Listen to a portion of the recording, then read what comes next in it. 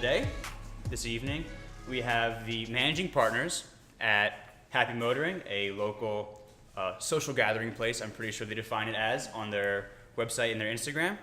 We have Jay Kiker, Amanda Morrison, and Angela Walker. We got a pretty late start, so I'm gonna try and keep this talk closer to 45 minutes. I know we're all busy. I know some people are gonna have to leave early. That's okay again. My apologies. We'll open up to Q&A after that, and then last little bit of networking. I know me and the team that I have with me tonight will be going to Happy Motoring for a drink after, so it'd be more than awesome if you guys can join us. Today we're gonna have a little bit more people running around than usual. Last event, I was kind of like a one-man band trying to do the cameras and trying to take pictures, and it was a whole disaster. So I collected the all-star team. Taking pictures tonight is the beautiful Denise Littman. Just started her photography career. You can visit her website at deniselittman.com. And then we also have Will Harrison and his assistant Claire. They're both, they're from the film school. They're super duper big time. And you can see Will's work at willharrison.me. So to get things started, we're just going to go a quick overview of the backgrounds of our three managing partners. Then we're going to dive into Happy Motoring and what that means for Tallahassee now and moving forward. So my first question for all three of you, we can just go down the line, is how did you end up in Tallahassee? And just kind of what has made you want to stay here? Because there's a stereotype that Tallahassee is a transient city and it has a lot of issues with brain drain, which means people come here to learn and then they go back and get big time jobs elsewhere. So just your story of how you came in touch with Tallahassee and what made you stay here. Start. Yeah, mine's pretty easy. My family moved us here from West Palm Beach when I was 8 years old. Didn't really have much of a choice at that time. I did have a lot of choice whether or not I was going to stay or go. When it came time for me to go to school, and I got involved with the TCC Ambassador Program. And that was really great for me. I got a scholarship to school and kind of started my schooling there. And then at a very young age, got pregnant with my daughter, 19.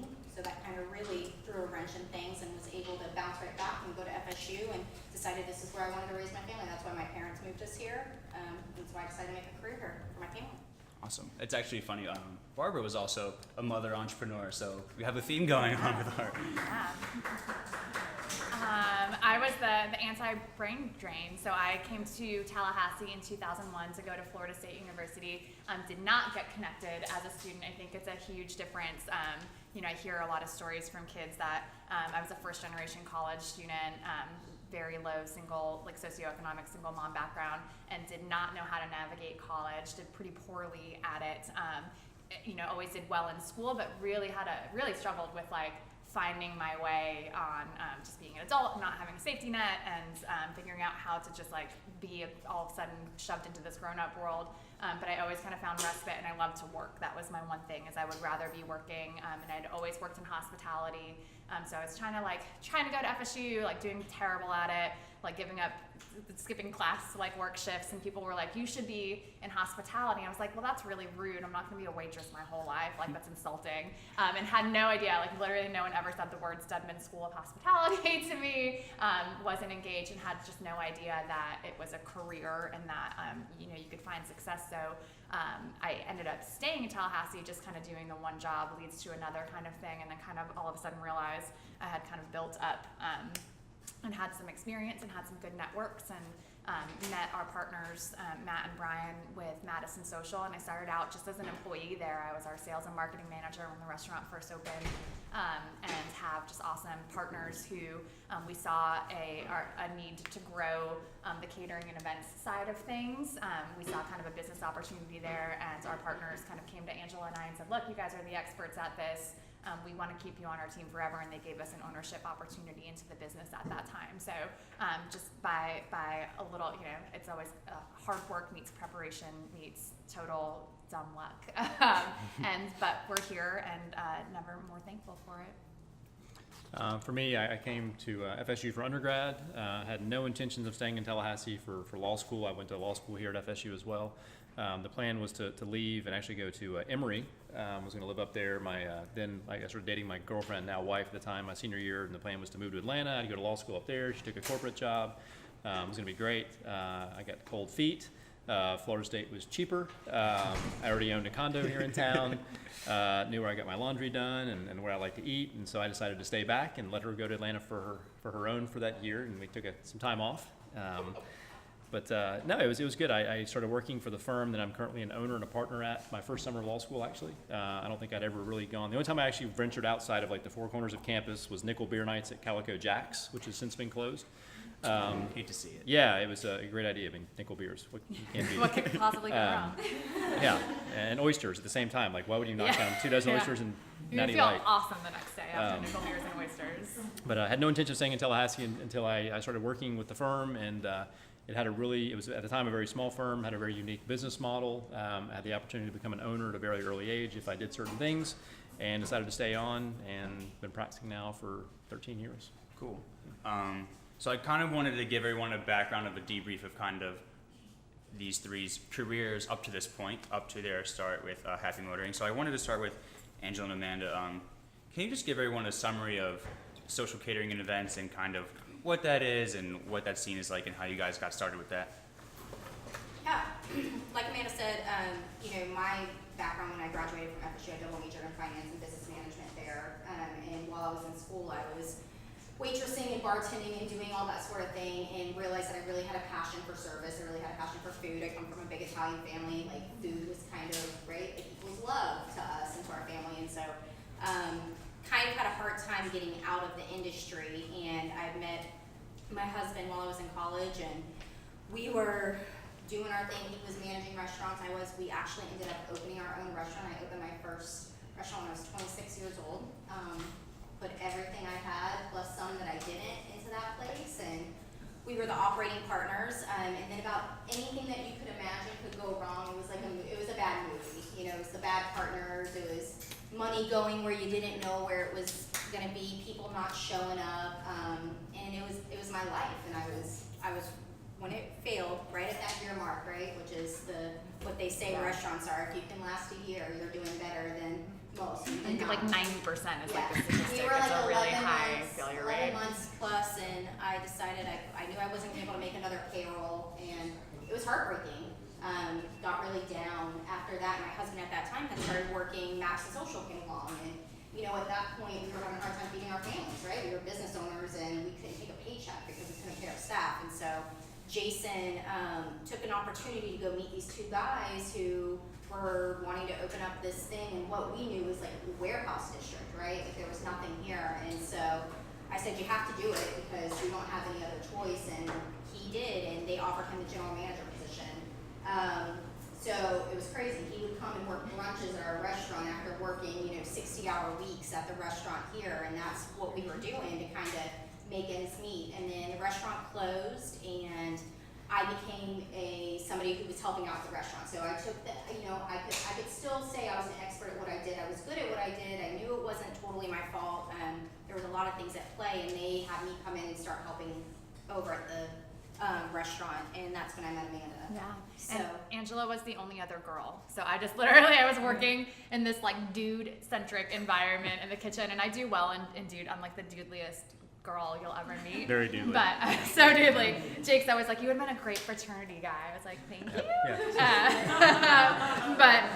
So Angela would come in and like save the day though. It would just be like a service manager quit or just like we were busy, and Ange would just be like our go-to gal that we called in, and I would just like gravitate towards her when she was in the restaurant because I was just like, oh my God, another girl is here. I was actually the catering director at Hotel de Val before that, and the guys kind of recruited me over. Hotel de Val was this magical startup. It was two young local guys that bought this like falling down hotel in the middle of the real estate fallout of 2009, and we had this like insane environment where we brought this like luxury brand and community-based experience, and I loved working there, and they did such a great job as entrepreneurs. They got a chance to sell the hotel a couple years later. And I kind of already could tell that the new management company was not people forward, was not community forward. And I had just started to build kind of my my networking capacity because they were so gracious about that and letting us go out and be involved in the chamber and do community events.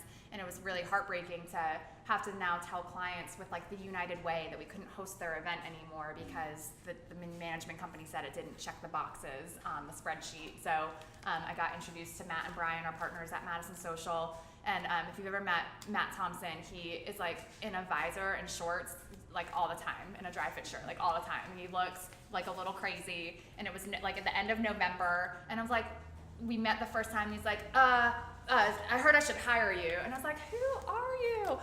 It's like 50 degrees and you have shorts on, you're a crazy person. And then he circled back and he was like, I meant that. Like I've kind of like asked around, I think we need someone to help with like our sales program here. I've heard great things. Will you just come and like have a drink with me? And so my job interview was like over a bourbon.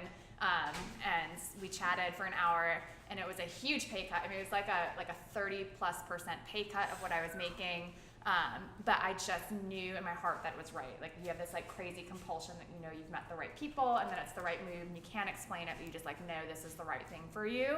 And he sent me that night to go meet Angela's husband, Jason, who was the general manager at the time, and him and I ended up sitting there talking for like an hour and a half more on top of that. And so I left just like knowing I was 100% going to take this job, but not knowing like in my head, like crunching the numbers, like how am I going to pay my bills? Like what am I going to do about healthcare? All these things, but still was just like, nope, I'm doing this. And so we started to build this sales program, and specifically in the catering and special events market, because Angela's right, it was a warehouse district down here with the name College Town. So people our age were not into it. Like I thought my friends that were going to Madison Social, I was like, are you the old ladies at like the strip? What's happening? Why are you going there? What is this place? And so we literally had to like start up the marketing machine to convince people our age to come down there and spend money. Because everyone is just like, oh, football season. Well, that's 6 days a year. You've got like 350 plus other days to figure out to not be in that statistic of restaurants that fail in the first year. So we then started to build it to such a point that we saw the need that there wasn't a lot of full service caterers in town, especially not doing kind of creative, innovative food and drinks like we were doing in the restaurant. And we just had great connections. We had great support from the community, from other business leaders, from nonprofits. And so that was the point. We had a day in April that we just like almost broke everything about Madison Social. It was a FSU home baseball game. We did 1,100 covers in the restaurant, and then Ange and I on catering fed 700 more at 3 different offsite events that day. And so we just realized like, okay, we have the opportunity, but we just don't have the right resources. But there's a total potential here. And we just like Ange said, we have awesome partners who said, you know, you guys are the ones that are going to run this. You're the talent and the idea behind it. There's no business without you.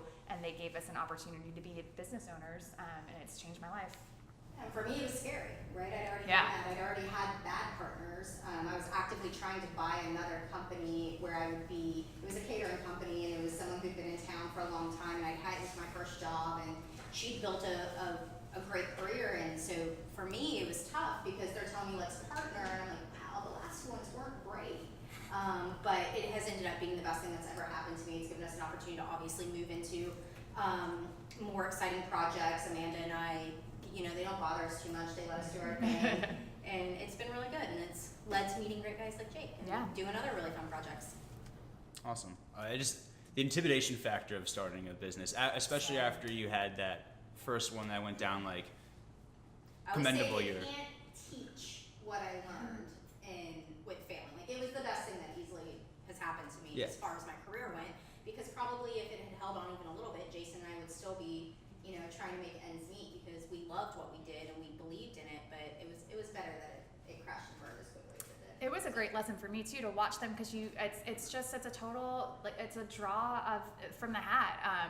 They are 2 of the smartest people I've ever worked with. I always like whenever Angela's like the angel in the situation. Her husband is like my work husband and my like big brother all at the same time, and so we get like a little drunk and weepy together, and I'm always like, you're the best person I've ever worked with. And it's true because like he is the best person in my entire 20-year hospitality career that I've ever worked with as far as being a great manager and having all these different skill sets. She is a genius when it comes to like the financial side of the business and just knows it in her sleep. Like I could ask her right now where our like food cost is, and she knows it to the like 0.5%.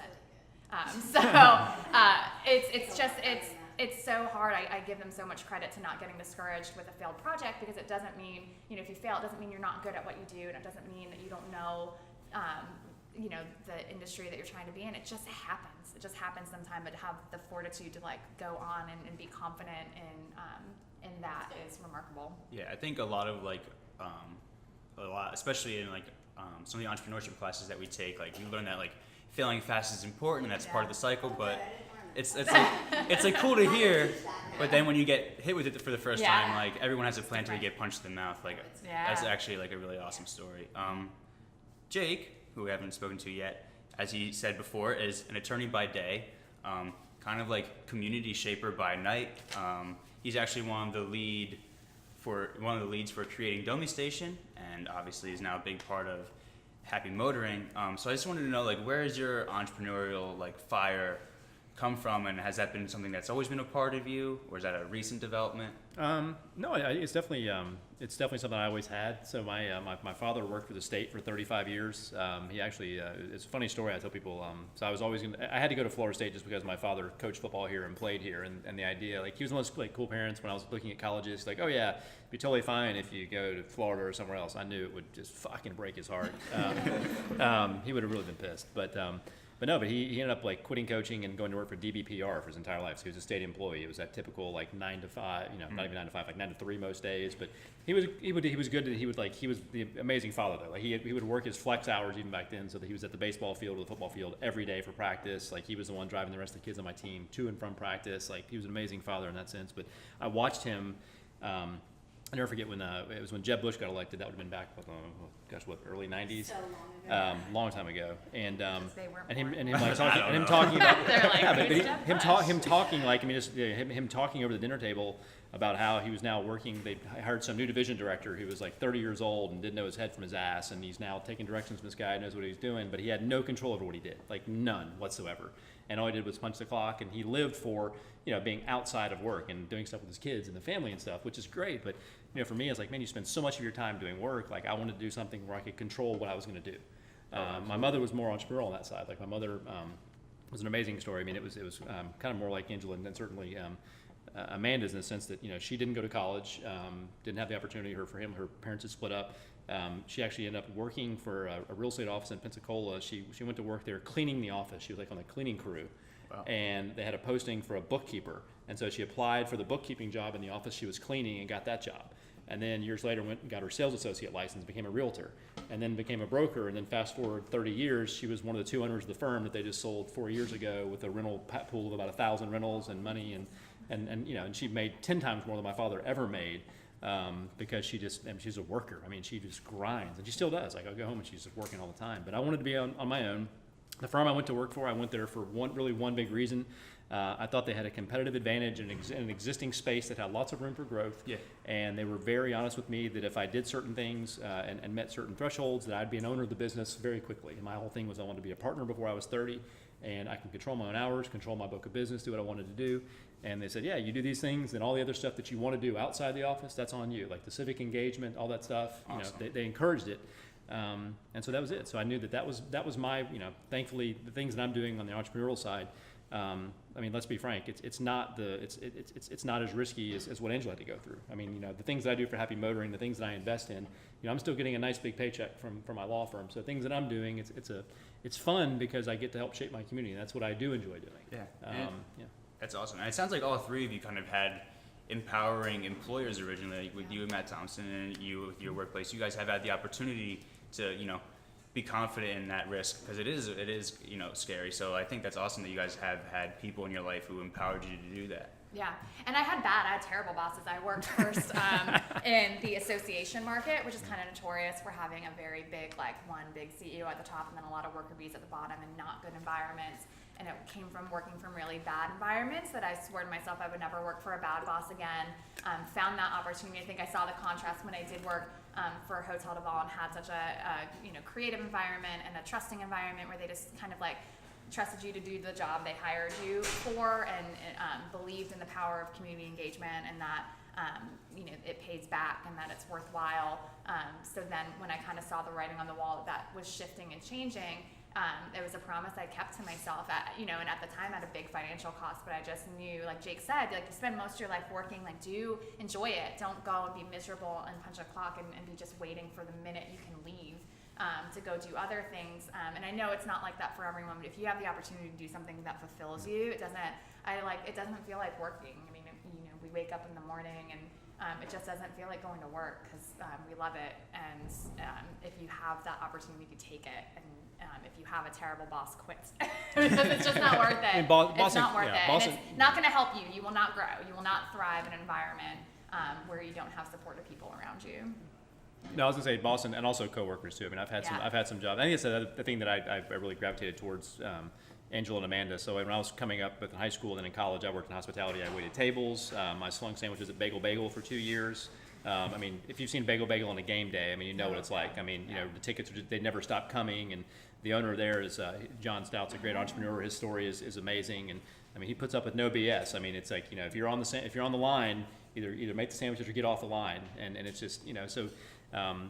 But those are types of things where I've had some jobs that would otherwise have been really crappy jobs, but if you like the people that you're working with and you've got a boss that's a good mentor, or at least it's caring about what you're doing, they're okay. They're much more manageable, and you can kind of get through them. But if you got that horrible mix of you don't like the job and the people you're working with or for are just doing nothing for you, then man, you got to get out. Like you're wasting your time. It's our number one hiring strategy too. I've kind of had all of our hiring managers shift into the mentality of like, the work we do is not terribly complicated. Like, any of you could come in and work for us. Catering is literally like picking something up in one place and putting it down in another. Like, very, very basic thing. But I always tell them, like, when you're interviewing someone, would this person have a good time at our company picnic?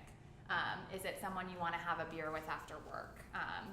And that's just, you have to hire for just like emotional intelligence, and you can teach them how to do the rest, because it just feeds into this overall culture and employee culture, work culture that then trickles down to your business model and what you're presenting out to your clients. And then your clients love you because there's just all these delightful people working for you that make their experience with you better, and then all of a sudden you have a successful business. So it's something that having the wrong person on your team can be a total kiss of death if it's not the right person, especially if it's someone interfacing with your direct revenue stream. It's just of the utmost importance to find someone that has that good personality and emotional intelligence and a willingness to learn and teach them the skills, instead of getting someone who's maybe great and has the skill set that you need exactly, but is just like a cancer on your team. Interesting. And to go along with your guys' speech about how important coworkers are, I think it's interesting that you guys are all labeled managing partners at Happy Motoring, and the way I first heard of Happy Motoring was the former executive director at Domi Station, Lucas Lindsay. I'm pretty sure was either a managing partner. Maybe we have to cut that out. He's an owner. Yeah. Oh, Lucas, so Lucas is an owner as well. Yeah. So that's how I first heard of it, and I was like, oh, so like Lucas is opening a bar. How cool! And they're like, actually, like Jake's too. I was like, oh, so like they're co-founders. Like, well, no, like Amanda's involved. Like, so when I was actually trying to like email, like figure out who to email to have them on Startup Grind, it was like a whole. I was so scared of like emailing the wrong person, but they're here. It's like so more owners per square foot probably of any other place, because it's very for small. Sure, yeah. But we met here, so we met through Domi.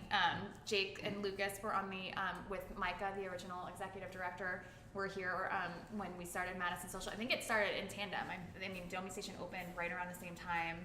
Summer. You had your 5-year birthday. Was at our 5 years as well. Yeah. So we didn't know how. We were just telling Barbara didn't know how co-sharing worked, and Matt was like, we should probably have an office. Like, go sign up at that place down the street. And so I come bebopping in and in the quiet room in here, and I'm like, hey guys, how's it going? What you working on? Does anyone have a phone charger I can use? This place is awesome. What's for lunch? And they're like, stop talking. Can you just stop talking to us?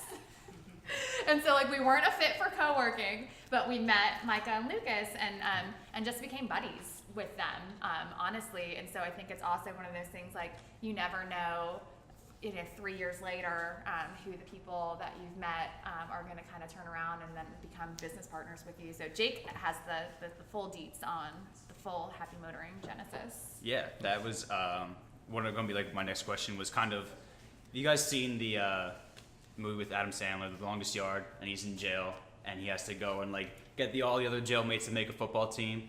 Like that's why I wanted to know. That's awesome. I wanted to know like Great. who was like the catalyst, like who went around and was like, all right guys, we're going to make an awesome that on the bar. website. Like I mean, That's well, I great, mean, first yeah. of all, I would like to go back to the original because, like, I mean, Adam Sandler was great, but I would like to be Burt Reynolds from the original. Yeah, no, like you know what? the I respect original. that. Rest in peace, All Burt, praise by the way. be to Burt. Yeah. Pour a little out. Yeah, I mean, it's Happy Motoring itself. I mean, does everyone know where it is, first of all? Yeah, it's, I mean, we're a cool 1950s gas station.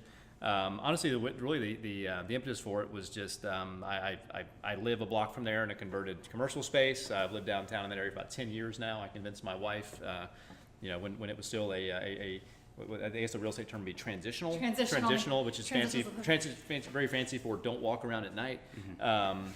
We lived down there about 10 years, and it's right on FAMU Way. It used to be Oakland Avenue, now it's FAMU Way, and that 4+ years of doing Domi, I've driven by there probably 1,000 times. I'm a big architecture fan. If I didn't go to law school, I'd probably go to architecture school or something like that. I always thought it was a really cool mid-century building. My wife and I, we travel a lot. When we do, we go to food and restaurant venues and stuff. And so I kept seeing ideas of like, these repurposing different commercial spaces. Honestly, it was not a huge footprint, but I thought it was a really cool building with cool lines. And I honestly talked to Lucas. Lucas was into urban renewal, so was Micah, the original founders with me at Domi Station. I said, hey, there's this building a couple blocks from here. It's been for sale for like 3 years. It's been unoccupied for almost a decade. Let's throw a ridiculously low offer out there and see if we get a bite. And I think the guy accepted our first offer, and at that point we're like, oh shit, now we gotta figure out what we're gonna do with this thing. Because we decided we're gonna close on it because we loved the location anyways. We knew that at the time the pedestrian pathway wasn't finished up, but Cascades Park was doing well. This was like 3 years ago. yeah, Still, yeah, very but- pre any development. Yeah, down there, proof- any proof- talks of yeah, development. proof was not coming. Not Yeah. seen. Yeah. The only thing down there was Shell Oyster Bar, which I'm a big fan of as well. It's a local haunt, just fried seafood, all cash all the time, BYOB. So we had to figure it out. So we decided to have a big community event like we did with Domi. When we had Domi, it was a big shell. So we invited the community in, all the entrepreneurs we thought would be here, put paper up and said, hey, what do you want to see in the space? We did the exact same thing with Happy Motoring. Jacob Waits, I'm not sure anyone in the room here. I know Barbara remembers Jacob. Jacob was an amazing designer, very talented guy. He's now up at IDEO, up in Cambridge, up in Boston. He's probably the most talented individual I've ever met. I mean, both in terms of designer, building things, photography. I mean, there's nothing that he can't do. He helped us coordinate. We had a battle of the boards with some local artists that came in, and we invited, like I said, we probably had close to 150 people there that night. Huge, yeah. Yeah, and everyone, we had a big board and said, write down, like, what do you want to see? And That's we awesome. really invited the community in, and the things that kept resonating were food and beverage, because there is no food. There's no food, there's no alcohol down there. They wanted coffee shops, they wanted community space, and gathering was a big thing. Family friendly was a big thing. I live in Myers Park, as Amanda. And so that was kind of what kicked it off. And then we worked with some architects, and we decided that we were going to kind of focus towards a community spot. I mean, and obviously the building itself is about 1,200 square feet. We've got like 4 times as much space on the outside, so we knew we were going to do something on the outside that was larger. The whole idea of like these yards and outdoor spaces was gaining popularity in a lot of places, and so it wasn't, we didn't invent the idea. We just thought it would be a cool spot to do one. Yeah. And I can't remember at what point we engaged. It was early. I mean, I remember. I mean, we were talking about it at the first night. Yeah. And that was, I mean, a year and a half before we ended up actually starting the rebuild process. So it was all these like such big hypotheticals. We had just started social catering at that time. Social catering was the only offshoot of Madison Social.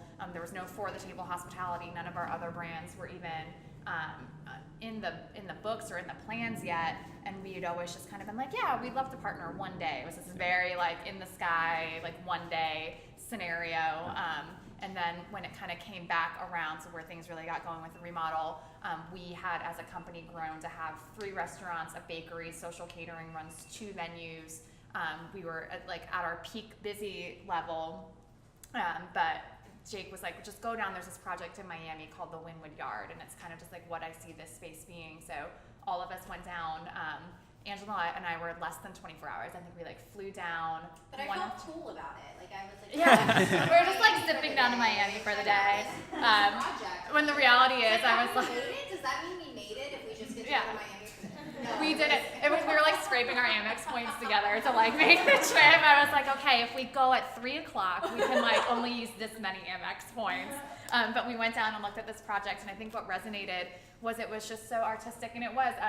The Wynwood district of Miami is a lot like what we have down there. It's just like a neighborhood that needed some love and got some love and vibrancy literally on the walls. It started with just like art and color and just like brightening up these spaces, and then this magical thing started to happen where people started to come and community started to gather, and then much bigger projects started to happen to where all of a sudden authentic revitalization was happening and economic development was happening, and a rising tides lift all boats thing kind of started to happen. And so that struck me, and I just had to like convince everyone else that we weren't too busy to do it. And I was like, no, I promise. And they were like, well, you can do it. And it did. So like that really turned into like, they were like, yeah, we'll do it. And then I was like in there the day before we opened, like painting things, because I just really pushed for it and like made them believe in this project with me. And like I said, again, I have awesome partners that were like, we're in, like we believe in what you guys have as a vision here, and we're gonna go with it and make it stronger. Cool. I like a big thing I think is becoming like a hot topic now is like responsible development and making sure we're doing things correctly, and gentrification is becoming like a big issue. So I think that was like so beautiful. You're like, what do the people want for this space? And I think that's really awesome. Like, how can you go into detail about like who did you invite in that event? Like, how did you really go into getting that going? No, we did. Yeah, I mean, so obviously social media was a big help, but no, we actually had flyers and actually people walking around in the actual neighborhood. We have John Brown, who does a lot of work with the Florida Jazz and Blues Festival, was very tied in with FAMU and the surrounding neighborhoods, and so no, it wasn't one of those things like where it's a the pun whitewashing of community development. Like, no, we actually had an incredibly diverse crowd. I mean, that night we had kids everywhere. We had senior citizens in there. We had literally people walking over from the adjoining neighborhoods. It was good. I mean, the whole point was, and that's one thing that Lucas was a big proponent of as well. I mean, Lucas, for those all that didn't get a chance to meet him, he's working for a company in Phoenix now that's doing urban renewal projects and redevelopment. And the one thing about that is he understood, and we all understood, that if we were going to do it, we couldn't. A, we couldn't half-ass it, and B, we had to be authentic about it, because you can't say like, oh, it's going to be some community engagement, but go about it in a disingenuous manner. Like, you've got to be serious. If you're going to invite their opinions and then just tell, oh, actually we already had the idea we're going to do anyways, then you're wasting your time. And so it was good. We brought everyone in. The construction and the finishing up of the architectural plans, frankly, took longer than we anticipated. That was a process that I've done projects before, but that's one of those things that when you're dealing with repurposing buildings, it tends to happen. There's some things that pop up that you don't know about, and working with budgets and trying to make something that's cost effective, because once again, you're in a transitional area, so it's not like you're going to have 10,000 covers coming in every day. I mean, it's the density is not there yet, and so when and it's not unlike many startup spaces. When you're the first mover in that space and you really don't know what your customer base is going to look like, you're taking a risk, and so you want to balance the expenditures versus what you're going to get the return on that investment. But that's why we reached out, frankly, to Amanda and Angela and their team, because we knew we wanted to have a food and drink component of that in addition to the food trucks. And the initial plan was very food truck centric, which has since pivoted. That was I'm sure your questions would go to that at some point. Yeah. But in terms of that was one of those things that when we came out of the gate, the idea was, okay, this is going to be a food truck centric thing, and the food and the bar operation will be kind of a supplement to that. And what we learned very quickly was that the sports pun, like the food truck bench in Tallahassee, was not as deep as we thought it was. Yeah. There were a couple of pretty decent operators. One which we still love and do stuff with every week, Mac Shack, which Justin and his guys, I mean, they do it just differently. Like they're doing the social media. They bring people with them. That was not the case with a lot of folks, and I think that for me it was. And I remember being at, I can't remember where I was at. I was at a bar, and I was out drinking with my wife somewhere. It's just, I've got an 11-month-old now, but I think we were out somewhere. I think Matt Thompson shot me a text of a photo. And because Angela. It was me. I drove by one night, and someone had set up an 8-foot table at the back of their minivan in front of, and I was like, I just can't do it anymore. Food truck, yeah. This isn't what our model was supposed to. be.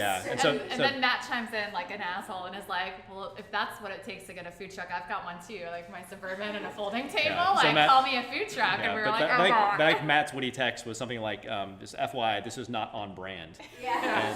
And I was like, yeah, that's not Yeah. going to work. And so, so that was an absolute, that was an incorrect assumption. One of the things that I did not realize I think I actually underestimated their ability, they being so Amanda and Angela, on the bar side. I mean, like, when they came in, when man had the idea for like, oh, we're gonna do these adult slushies, like it's like a Capri Sun pat, and I'm like, oh, okay, but I really I thought nothing of it, and then Oh my God, those It's things the fly. thing. Those yeah. things. Yeah. It's like the #1 seller, and people are posting it on social media, and but it just comes. I don't know. I think our partnership is always, and that's why Jake's the best person too. Is like we're constantly like sending each other screenshots of like, look at this cool thing, and that we saw when we're traveling. Or he was in Napa recently, and he's like sending me all these cool things he's seeing. And one of our partners, Brian, and his wife Katie live in New York City, so.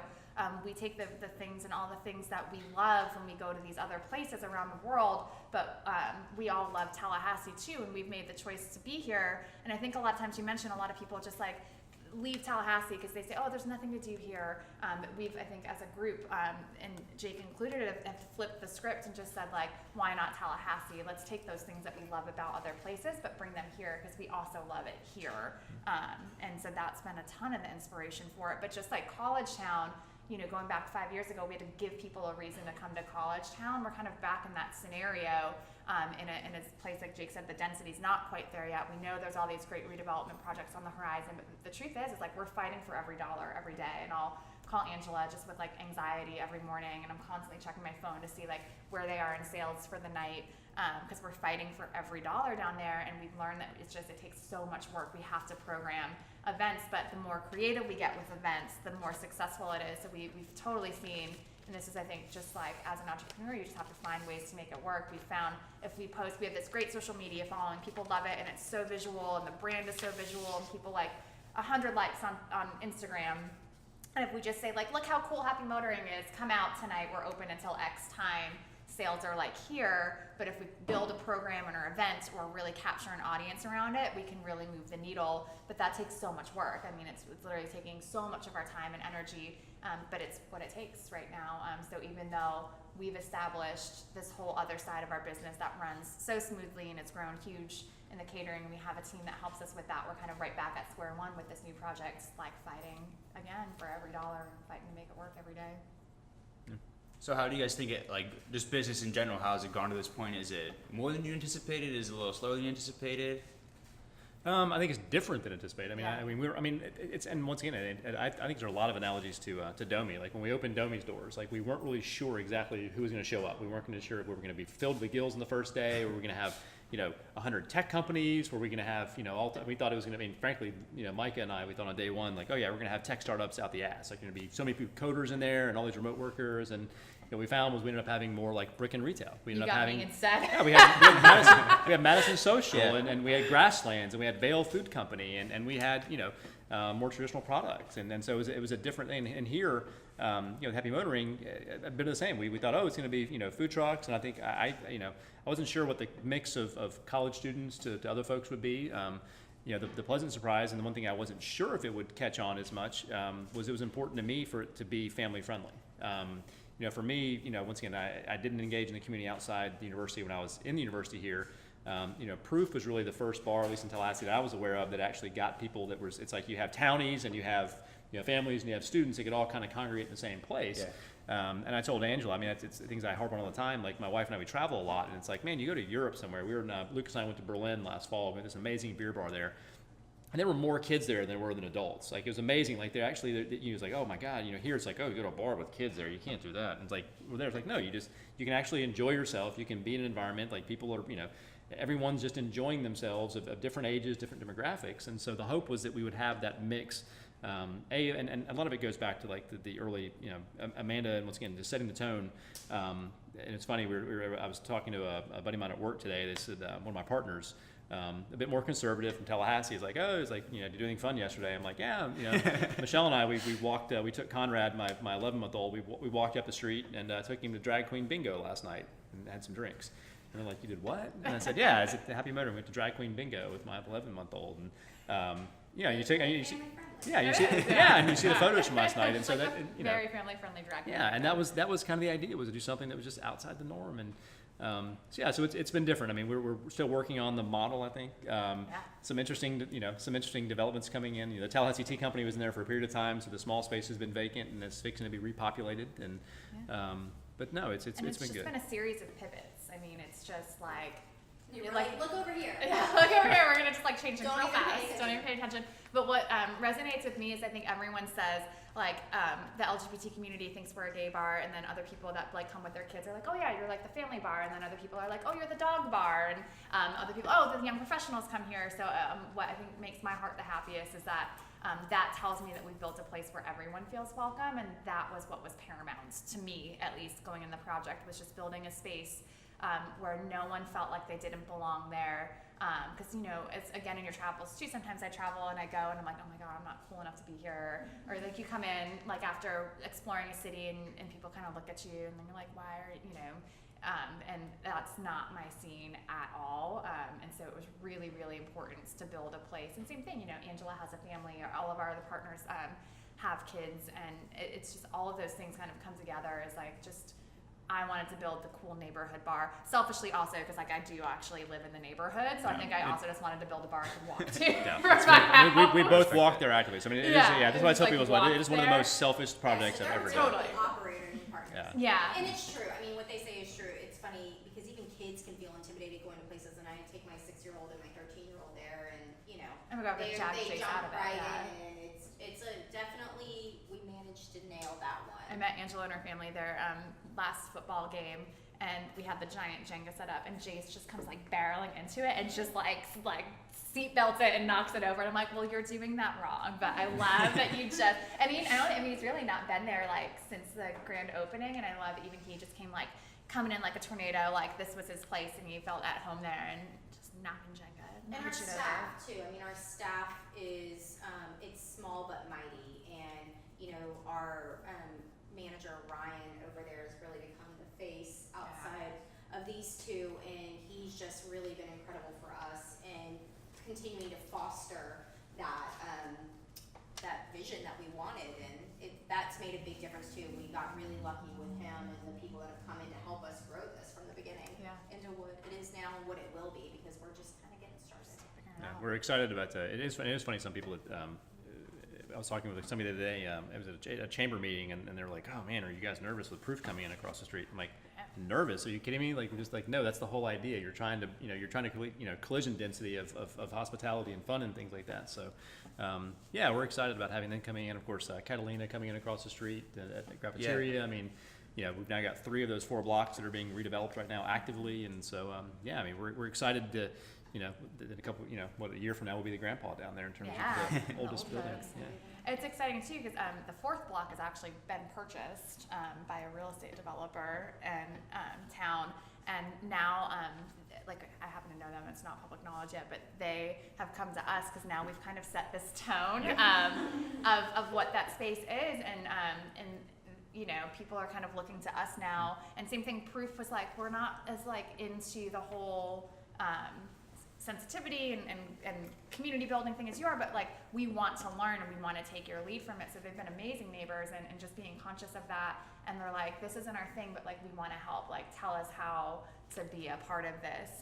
So we've gotten engaged much larger in some super large scale Southside redevelopment projects that are happening on just a health and human services and socioeconomic level down there. And even though, that's not our, all the way down onto like the Orange Avenue corridor that really needs some basic human services, and that's not at all our business, but we want to make that impact down there and be a part to help. Again, it goes back to the rising tides lift all boats. Like we don't want to come in and just selfishly own a business that doesn't do good for our neighbors. Everyone's got to succeed to get better. Yeah, and I think my personal favorite part of Happy Motoring is like it has that sense of place, and like I feel like everyone can feel like they belong there. And I think that goes back to when you guys started. It was about it's for the people. Like what do you guys want? What do you want to see here? And I think that's just incredible. Like you guys have drag queen bingo, and like there's like it's a very family friendly environment. It's a really awesome place. So I think you guys did an excellent job of creating that sense of place. And can you just go into what you think like? I'm trying to think of how to phrase this. Like, how do you think you guys created that? Because I'm sure it was more than just saying, hey, what do you guys want, and then going from there, because I'm sure there's a lot of things people wanted that didn't end up going in. So like, how did you guys really start to create that brand of like, we do everything and anything? Well, I mean, I think you can't fake it. I mean, you can't, I think that and it's funny, there have been, there are some imitators. I mean, people see an idea online, like, oh, we think we'll do that. Yeah, I think that it's something that, if it's authentic, I think it permeates, and I like to think that it permeates everything that we do at Happy Motoring, and it's that people really get that. They've understood that we've done that from day one. I think it's just all about once again, the attitude. I mean, the events and whatnot. I mean, the diversity of the events, and it's funny. I mean, Amanda's funny. We've got these list of events, and of course they have their for the table marketing and planning meetings and stuff like that. But I mean, between the Drag Queen Bingo and the Macaroni and Cheese Fest and the Tallahassee Coffee Festival, and I mean, if you told me a year ago, I'd be like, working with the police department on how to shut down streets because we're gonna have 500 people show up to, come get coffee and T-shirts, and it's doing things like that. I mean, that's them doing the legwork. I mean, they're a creative genius on how to get people out and get them motivated on events that, it's amazing. And so that's something that, you've got to keep that moving. And so, we've been really lucky. I think that the community knows that we're doing it for the right reasons, and they bought in, and so we've just been, in that sense, now we just kind of keep figuring out new ways to keep it interesting for them. Yeah. And it's compounding knowledge. It's just everything that we've learned along the way, from 5 years ago, just of Madison Social, to where we are today. It's all of our compounding knowledge and our careers before that. Like Ange said, all the lessons that you learn along the way. It's hard while you're going through it, but it helps you in the next step. So you're just always better prepared the next go around for it. And so now, just from like a sheer financial standpoint, it's a breeze. Like Ange can get in there and do the books in like 10 minutes and have us up to par. And it takes her 10 minutes, I promise. And it's performing exactly where we projected, almost like to the number every month, and it's kind of shaking out seasonally how we thought it would. So it's from a business sense, it's you just get good, just hone your craft and get good and be confident in that and what you know, and put pen to paper and really understand the financials of your business. I just think so many business owners, especially small business owners, don't have a firm grasp on their financials. I mean, I definitely, I see a couple different things in play here. One thing that we always say as a group is a lot of our business success is because of we were willing to be creative, right? Like get outside of the box, and not every business model is going to work for everybody. And so, projects that we've partnered with people on, like we got pretty creative on leases, and we get creative on partnership agreements and stuff like that. And it's because you come to the table with people who are truly genuine. I certainly don't want to align myself with anybody who doesn't have the same visions and that drive that I do. And I think that's a part of what's made Happy Motoring so successful, especially for these two. I mean, they're there in the community. I love the place, but I can't pretend that it's not really these two. I mean, he's our resident plumber. She's like, she curates the music. If there's an emergency, these two are there. And then we all come together just to continuously drive home that, like, it's really just an extension of us. We want to believe that what we want is also what others want, so we just build it around that vision. I think the key, though, and I will say this, and I think it's really, really important, because I think sometimes I've seen some of the companies that have come through Domi go through this issue, and I think that although it's just very, obviously we're all kumbaya tonight, and everyone's like, we're all getting great. I think it's important to also emphasize that we don't always, there were times we didn't always agree on something. Yeah, I mean, obviously, yeah. I've literally got to the point where I have to be on Pinterest now because Amanda's designed. But they had very strong, and some things I wasn't really sure about that have worked out amazing, and we've had to make compromises on things we weren't sure about, and I think that, to me, I tell people, if you, and whether it be with your business partners or just in general in your life or work, that, if you're sitting at tables with people and everyone's head is always nodding on every major decision, on everything, then I think you're in a bad spot. Yeah. And so the key is working with people who you respect their business ethics, you respect their integrity, you respect their talent. Then it's okay to disagree with them. They're not going to take offense to it, and everyone does what they're really good at.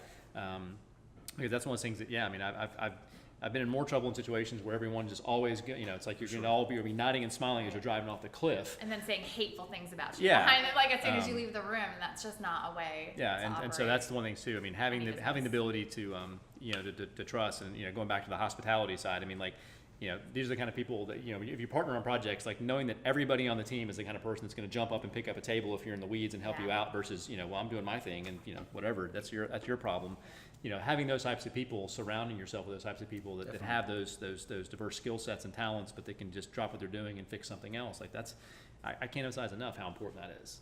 And that's entrepreneurship. That's like you're all in hospitality, whether you realize it or not. If you've made the decision that you want to be an entrepreneur or a small business owner, like that's what it is. And it's someone doesn't show up, you're doing it. If you're the last man standing and the trash needs to go out, guess who's taking the trash out? Like you are, and you're in the business. You're going to wear a lot of hats as you're building your business. You're going to have to touch like everyone has a customer, right? Like we all have. If you're an entrepreneur, it means you're trying to sell something to someone. And it's all transferable skills, like all of this, like really at the end of the day, every entrepreneur is in the hospitality business. And that's a whole different skill set to the technical side of whatever your craft might be, but that human side to it doesn't change for anyone. And I think that's really where people become successful. There's no major CEO of a company out there who's a total like bag of dicks, like it's just it's it, right? Like there may be some, but like people don't get successful. Like you don't reach a level of success if you don't have some certain skill sets down, and being just a kind human, I think, can take you a really long way. Definitely. So like just in terms of like building off that idea of skill sets, where individually do you guys think you've grown the most from this venture? Because again, you guys have been in hospitality before, but maybe like urban redevelopment's not really something you were into before. As Jake, like I'm pretty sure on your LinkedIn at least, this was like your first time into like the bar scene. So like, where do you guys think you've grown the most from this experience, and what do you guys think your big takeaways are from your happy motoring journey? For me, I've been involved in different types of business, but this is the first time when I've been like, at DBPR applying for an alcohol license. Mm-hmm. and doing that. I'm a lawyer, so I'm used to doing paperwork, but this is a completely different arena, dealing with sales tax and things like that, which is interesting, to say the least. Dealing with bureaucracy. Yeah, dealing with inspections like health and otherwise. It was a fascinating, journey. Seeing what they deal with every day in a completely different space, which I've learned a lot about that.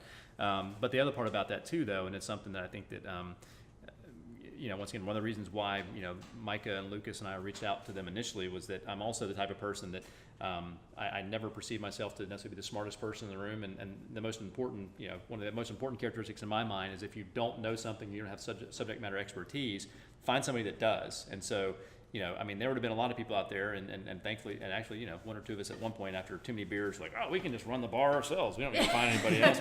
How hard can it be? It's a college town. We just open up we got a cool garage door and some AstroTurf. People just throw money at us, and we finally come to the conclusion, like, it's like, why would we do that when we have people we know already that we know are they know what they're doing. They're people of integrity. We think we can trust them, and they'd be great, really cool operating partners. That, as Amanda said, like we'd also like to hang out with them at the company picnic. So why wouldn't we reach out to them and enlist their expertise? And the idea would be like, what are you happier with, like 100% of nothing, or taking a smaller percentage of something that's like successful? Yeah. And so.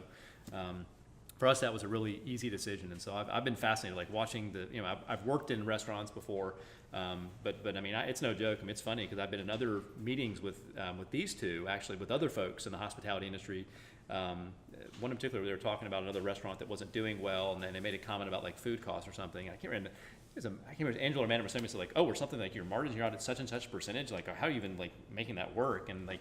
It's fascinating. It truly is. It's amazing to me, like, that the hospitality industry has this, once again, this I think unfounded reputation of, mom and pop businesses, you just make food and people pay you money. But they are data driven though. The margins, the pours, the cost, the product cost. That to me, that was the part that I was just most impressed about. I had certain assumptions that that's the way that they were just from conversations with others, but, watching that in action, everything from the T-shirt costs to the ad placements to what everything. That to me, that's been the most fun, is just watching their operation kind of work, and getting to be able to get, not in the machine but close enough to it, and so that's been really cool. Yeah, I think Angela and I have switched roles in this project. So I have always been like the sales and marketing side, and so very much going out and just talking to people and doing the facey thing. And I got tremendously operational on this project. I mean, right down to like being in painting and revising electrical plans and learning about plumbing and doing the ordering and doing the books, which has always been her role and like her strong suits. But I learned so much just from like working alongside her for the last 3 years. So I took a much stronger operational role on this particular project. And then now Angela is the one that like clients want to come and talk to. They're like, you're old news. We like Angela better. So it's been far more operational for me, but exciting. It's kind of nice to know that you have learned, like an old dog learns new tricks things. Like I've still got it. I can still get out there and be operational and do those things. Cool.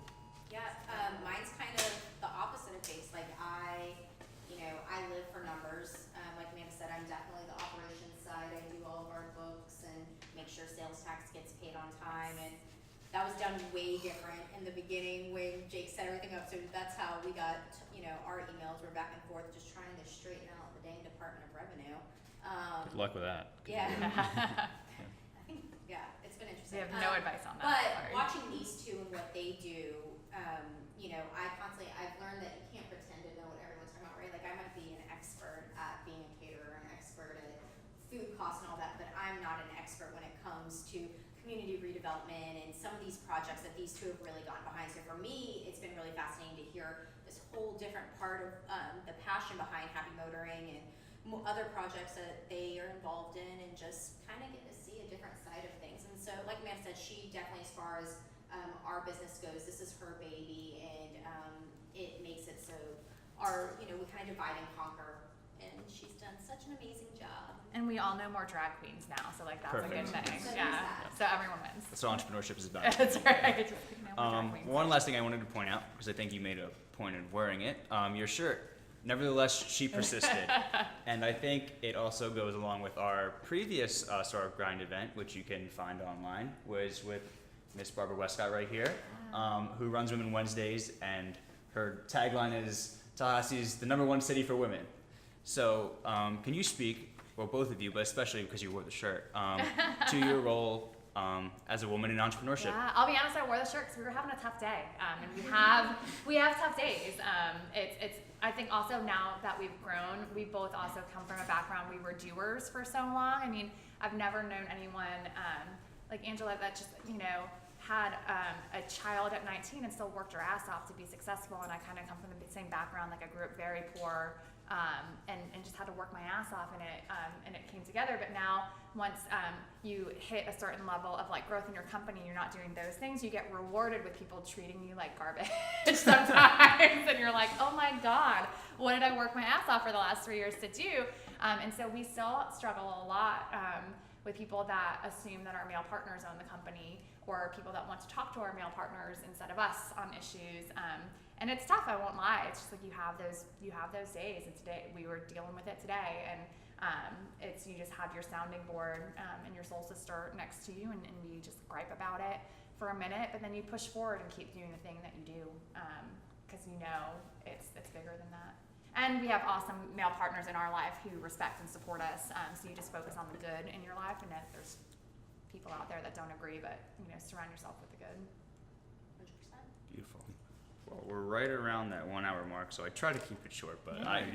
I just really like what we talked about. So I like to open up now to like Q&A, just in case I didn't ask good enough questions. If you guys have any questions you'd like to ask, anything that you think we missed, or anything you're just more curious about.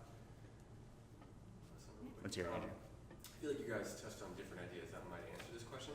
What would you say is the hardest thing you've dealt with in terms of starting or working with Happy Motoring? It's been like, Yeah, for me, and honestly, it was more on the actual like the real estate development side. To be candid with you, we had some hiccups with the design, and the term that you'll become familiar with if you ever actually do a physical real estate project is value engineering, which is a fancy word for making it cheaper. Trying to not lose the design that you want, but putting something in place that is still functional. And it's just, for people like myself, I mean, I like to get out there and go 100 miles an hour. Like, when you've got the idea and then you've got the team together, and it's like you want to get the doors open and you want to go 1,000, sometimes 1,000 miles an hour, you want to get going. And when you have delays that are just things that you can't control, whether it be contractors, whether it be permitting, we talked about it. We were at a forum on Friday for historic preservation. Although this is not a historic registry project. I mean, obviously with the graffiti we put up there, and I'm still expecting to get a cease and desist letter from Exxon any day now, because we redid the Happy Motoring font and put their sign back up there. Wouldn't be our first season. No, it's true. Like that's still an existing brand. If you go to happymotoring.com, it's that exact font, that exact words. Like, yeah, they still own that. And so there should be no. But like, we have a lawyer, so it's fine. Yeah, exactly. That's what I'm. We know, guys. That's what I'm here for. Throw me the letter. Come on. I will be. You'll see my response on Reddit. People, it's like really witty lawyer retort letter. It's gonna be great. Jake does like pepper his legal documents with like some jokes in there. Actually, he makes me read through a whole lease because I know I'm gonna find a little Easter egg joke somewhere. There's lots of Easter. Yeah, they're and I appreciate it when people do find them. Yeah, I mean, if you're gonna say someone's gonna open a space, why wouldn't you put badass as what their space is gonna be? But no, those things that you can't control were tough. But we mentioned, so like it was Thursday, I think we're supposed to open on a Friday or Wednesday before a Thursday. Literally, we're supposed to flip the power on, and we find out from the city that even though our permit had been issued for almost 2 years at that point, the construction had been going on, that they had done the load calculation, and if we flipped on the power for the building, it was going to knock out the power of the entire block. That they didn't do the calculations correctly, and that the transformer at that corner did not have sufficient capacity for the business operations. And for occupied buildings, basically, they're like, we can only have abandoned buildings on the south side. Yeah, I mean, it was just, to me, I can't imagine why nothing has filled in from an infrastructure standpoint. Yeah, it was just fat, and thankfully, I mean, that's one of the things that I'm pretty active in the community, and knew some, and Amanda mentions this as well. I mean, that's one thing. The benefits of doing the kind of projects that she and I do a lot of is that you make good friends and they can help you out. And I made a couple of calls, several of which were just profanity laden. On a weekend. On a I remember weekend. it was a Saturday. Call Wayne Center on a Saturday. Yeah, I mean, and I may have even made some lawyer threats, about lawsuits and things like that. And, but it was, but it got fixed. But I mean, that's the kind of stuff that is completely outside your control. Yeah. Like, there's no way you can plan around that. There is no contingency plan for you can't open because you don't have power. Right. Like, that's not something that it's not something you just overlooked. So to me, those Older buildings. Yeah, that's one of the things. It was funny, that forum, people were talking about that, like, the idea of like doing an older building, and we got really lucky. This space with Adomi, we didn't have that many hiccups. So the infrastructure's in place. It was good, but with this building, I mean, the fact that we had to stop the project for 45 days because when we go in and they find out that the plumbing for the bathrooms was actually on the wrong side. So literally just flipping a toilet from one wall to the other, that's like a 45-day delay. It's things like that it's just, which I find fascinating because, I mean, it's to me, that's, if you want to, there are times when you kind of just like pull your hair out and you say, wow, there's people that say, oh, we want you to repurpose buildings and reuse existing facilities. But then there's times when you look at it and say, well, I can see why sometimes people just tear down and start new construction because you don't have to worry about those types of things. But at the end of the day, though, it was still fun. And like I said, it was, if you're going to be in there painting and doing stuff at the 11th hour, it's doing it with people like this and having fun. And having a beer while you do it. Yeah, absolutely. And Amanda has amazing playlists. So it's Perfect. And that's the hardest part, I think, always in all of our business is those things, the things that are not the thing that you're really good at doing, right? Like, if you're a software developer or you're a photographer, or for us in catering, like, we know we're really good at those things, but if you're going to be an entrepreneur or a business owner, you have to all of a sudden become a plumber and be financially savvy and know how to navigate permits and all of those things. And so it's just pushing through the areas that aren't your expertise that are usually the hardest parts. Sweet. I wish I had one question right here. Yeah. Right? Actually, I have two questions. Oh. They were real quick. Okay. So from listening to you all speak, I hear, like Tallahassee natives, or at least like been here for a while, and I'm assuming that that's been beneficial to you all by knowing people. What advice would you give to someone where this is not their home, but they are interested in growing a business here? Recent graduate, to a certain extent. I've been out a year, got a grad school for like a year, but still feel like I don't know anybody. So I think I could probably, because they are really good at this, and I was from Tallahassee, and so I was able to I knew people, and I worked really hard, and I took those stepping stones where Amanda had to come in and build her career, and it's been fascinating for me to watch, and that's kind of what has defined our role and our partnership. partnership is she gets out with the people, and so she is involved in so much. I mean, it's definitely involved, and it's the authenticity also of getting involved with things that you believe in, like Jake said earlier, surrounding yourselves with people. But I think Tallahassee is amazing how much is out there for people to do in the setting that you guys are in to get involved. It's always something. Amanda sits on more boards than. Yeah, it's just community involvement. So I do, we always partner with nonprofits. Getting involved in the chamber has been a really great way for us to connect with both the business community and then also the nonprofit. Tallahassee, it's a huge nonprofit sector, and so that's a really great way to get engaged too, is to serve on a board or volunteer somewhere or just get to know people. But then it goes back, it's all to authenticity.